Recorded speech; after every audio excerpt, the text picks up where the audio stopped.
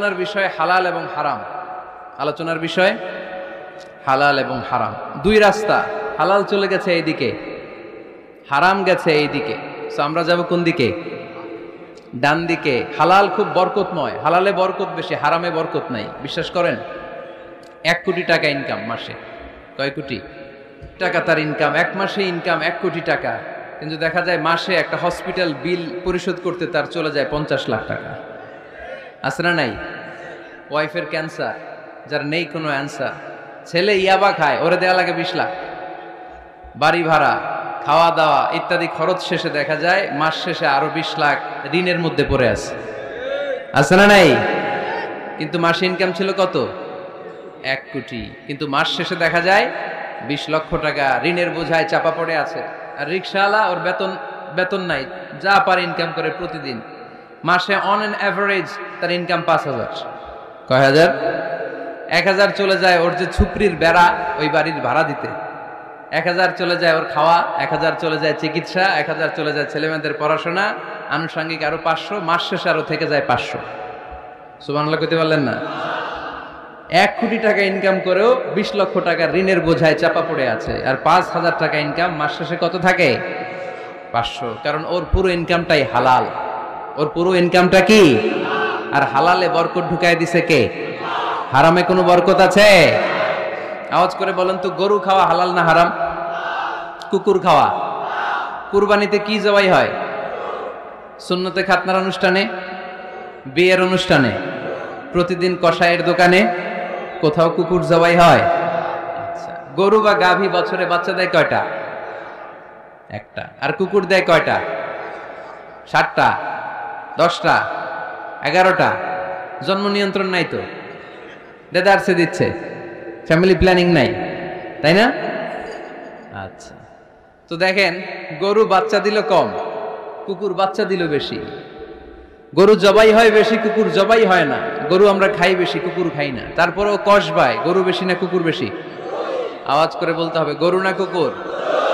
কারণ গরু খাওয়া হালাল, আর হালালে বরকত ঢুকায় দিছে কে? এজন্য দ্য ডিসিশন ইজ ইয়োরস। সিদ্ধান্ত আপনার। কই যাবেন, ডানে না বায়ে? হালালের সাথে না হারামের সাথে? হালালটা হচ্ছে পরিবেশ বান্ধব। হালালটা কি? Eco friendly. এটা পরিবেশ বান্ধব, এটা স্বাস্থ্যকর, এটা রুচিসম্মত, এটার মধ্যে কোনো ঝামেলা নাই, এটাতে কোনো ভেজাল নাই। হালালে থাকলেই লাভ, যদিও অল্প। সুবহানাল্লাহ পড়েন।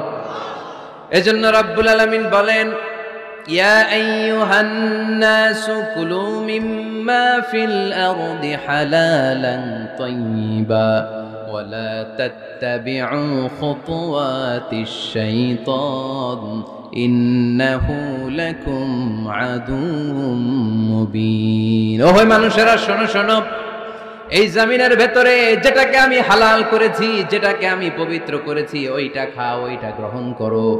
হারাম খেও না, হারাম অর্জন করো না, হারামের কাছেও যেও না। শয়তানের পদাঙ্ক অনুসরণ করো না। জেনে রেখো, শয়তান হলো তোমাদের প্রকাশ্য দুশমন। ঠিক কিনা?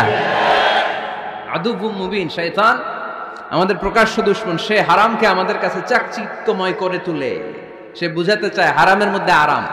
আসলে হারামে আরাম আছে, হালালের মধ্যে বরকত। এজন্য আমরা সবসময় হালাল অবলম্বন করব। রাজি আছেন তো? কিন্তু আমরা যদি আমাদেরকে প্রশ্ন করি, আমাদের ব্যবসায়, আমাদের চাকরিতে, আমাদের লাইফ লিডিং সিস্টেমে আমরা কি শুধু হালাল খাই?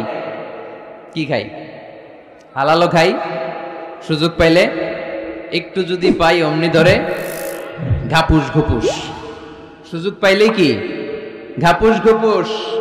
ঘাপুস ঘুপুস করা যাবে না। অনেকে আবার আছে দেখবেন, খাওয়ার ক্ষেত্রে হালাল খোঁজে। খাওয়ার ক্ষেত্রে আমি অনেক লোক দেখেছি। থাইল্যান্ডে আমি গেলাম, দেখি যে তার ব্যাপারে জানি যে সরকারি চাকরি করে, লক্ষ লক্ষ টাকা 2 হাতে কামায়। এমনি গাছেরটাও খায়, তলারটাও কুড়ায়। আছে না নাই? তো ইচ্ছে মতো ডানে বায়ে ইনকাম করে, হালাল হারাম দুইটাই খায়। কিন্তু থাইল্যান্ডে যে হালাল খাবার খুঁজতেছে। কি খুঁজতেছে? ওখানে যে জিজ্ঞেস করে যে এই দোকানে কি পর্ক আছে? পর্ক থাকলে খাবো না। পর্ক মানে হচ্ছে শুকরের চর্বি। শুকরের গোশত বা চর্বি মিশানো কোনো খাবার উনি খাবে না, কারণ এটা হারাম। আর ঘুষ যে খায়, এটা খুব হালাল। এরকম ডাকাইত আছে না নাই? তাহলে আমাদের মুসলমানদের সবচেয়ে বড় সমস্যা হচ্ছে আমরা খাওয়ার ক্ষেত্রে হালাল খুঁজি, কিন্তু ইনকামের ক্ষেত্রে ওই জিনিসটা খুঁজি না। এরকম আছে না নাই? না। ইউর ফুড শুড বি হালাল। Your drinks should be halal. Your income should be halal. Your dress up, your fashion should be halal. And your entertainment should be halal. আপনার পোশাক হতে হবে হালাল, আপনার খাদ্য হতে হবে হালাল, আপনার উপার্জন হতে হবে হালাল, আপনি যে বিনোদন করছেন এই বিনোদনটাও হতে হবে হালাল। চিল্লায় বলেন ঠিক কিনা? হালাল বিনোদন লাগবে, হালাল ড্রেস আপ লাগবে। ছেলেরা কি স্বর্ণ পড়তে পারবে?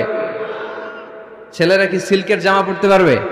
আমরা সিল্কের জামা পরি না, এটা আমাদের জন্য হারাম করেছে কে? ছেলেরা জুয়েলারি পড়তে পারবে? গলায় চেন পড়তে পারবে? হাতে ব্রেসলেট দিতে পারবে? আছে না নাই? এখানেও অনেকের আছে না নাই? দেয়া যাবে? অনেক ছেলে দেখবেন আবার কানের মধ্যে ছিদ্র করে, কসবায় মাশাআল্লাহ এগুলা নাই। আমি বাঁচায় দেওয়ার জন্য কইলাম নাই, আবার ওরা কয় আছে। আছে আছে না, এগুলো করা যাবে? দাড়িতে চুলে কালো রং দেয়া যাবে? এটা ধোঁকাবাজি। এটা কি? মান গাশশানা ফালাইসা মিন্না। আল্লাহর হাবিব সাল্লাল্লাহু আলাইহি ওয়াসাল্লাম বললেন, the person who deceives us he is not among আস। যে আমাদেরকে ধোঁকা দেয় সে কখনো আমার উম্মত হতে পারে। মদিনার খেজুরের বাজার ভিজিট করতে গেলেন আল্লাহর হাবিব সাল্লাল্লাহু আলাইহি ওয়াসাল্লাম, অডিট করতে গেলেন। যে খেজুরের স্তূপের ভেতরে আল্লাহর হাবিব সাল্লাল্লাহু আলাইহি ওয়াসাল্লাম হাত ঢুকায় দিলেন, ঢুকায় দিয়ে দেখলেন ভিতরে পানি, উপরে শুকনা খেজুর, ভিতরে ভিজা খেজুর। আল্লাহর হাবিব সাল্লাল্লাহু আলাইহি ওয়াসাল্লাম বললেন, ঘটনা কি? ভিজা কেন? ব্যবসায়ী বলতেছে বৃষ্টি হয়েছিল। কি হয়েছিল? তো বৃষ্টি হইলে তো তার নমুনা সব জায়গায় থাকবে। তখন আল্লাহর হাবিব সাল্লাল্লাহু আলাইহি ওয়াসাল্লাম দাঁড়িয়ে বলেছিলেন, খবরদার, মান গাশশানা ফালাইসা মিন্না। যে আমাদেরকে ধোঁকা দেয় সে আমাদের দলভুক্ত হতে পারে না। এজন্য আমরা যেন কাউরে ধোঁকা না দেই, আমরা যেন হারামের সাথে সম্পর্ক জুড়ে না দেই। আমাদের সম্পর্ক হবে হালালের সাথে। চিল্লায় বলতে হবে কিসের সাথে? আজকের মাহফিলটা তখনই সার্থক হবে যখন এই কথাগুলো শুনে আমরা এই সিদ্ধান্তে উপনীত হতে পারবো যে আমার ফুড, আমার ড্রিঙ্কস, আমার ইনকাম, আমার ড্রেস আপ, আমার এন্টারটেইনমেন্ট, আমার সব কিছু হালাল দিয়ে আমি সাজাবো। আমার জীবনটাকে আমি হালাল দিয়ে সাজাবো। রাজি আছি না নাই? সব হালাল হইতো।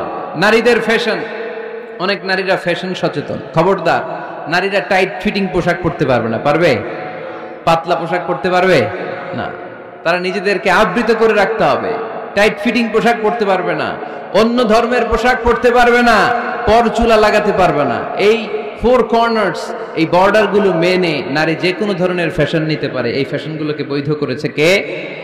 এজন্য রাব্বুল আলামিন বলেন, ইয়া আইয়ুহান নাসু কুলু মিম্মা ফিল আরদি হালালান তাইয়্যিবা ওয়া লা তাত্তাবিউ খুতুওয়াতিশ শাইতান ইন্নাহু লাকুম আদুউম মুবিন। সুবহানাল্লাহ পড়েন। ওহে মানুষেরা, এই জমিনে যেটা পবিত্র আর হালাল বলে আমি ঘোষণা দিয়েছি সেটা খাও, কারণ সেটাতেই বরকত। আর শয়তানের পদাঙ্ক অনুসরণ করো না, কারণ শয়তান তোমাদের প্রকাশ্য শত্রু। কথাটা বলেছেন কে? তাহলে আমরা হালালের পক্ষে না বিপক্ষে? এই আপনাদের গলার আওয়াজ। হালালের পক্ষে না বিপক্ষে? হারামের পক্ষে না বিপক্ষে? আমরা আমাদের জীবনটা হালাল দিয়ে সাজাতে চাই কি চাই না? কারণ হালালে বরকত ঢুকায় দিছে কে?